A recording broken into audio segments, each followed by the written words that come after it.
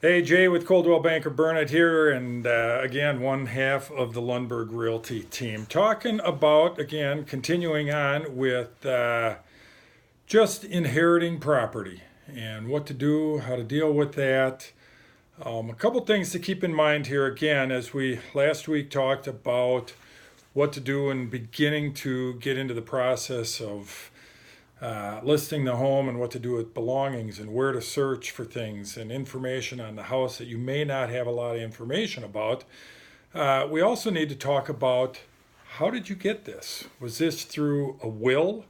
And is there a probability of having to go to probate to deal with this? And of course, that can slow the process down. So that's something that you really need to look at and something that we will talk about in the coming weeks. Or did you acquire through inheritance the home through a what we call a TOD, a transfer on death's deed?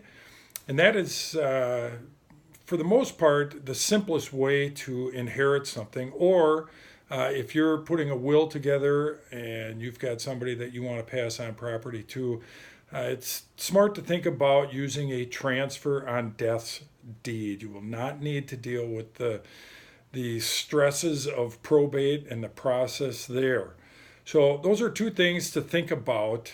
How, one, you acquired this property or inherited this property, I should say, and two, how to set up yourself. Again, we're not attorneys, and it's something that you're going to want to talk to legal counsel about how you should do this. But I'm telling you, from the real estate standpoint, the simplest part is to deal with a transfer on death's deed.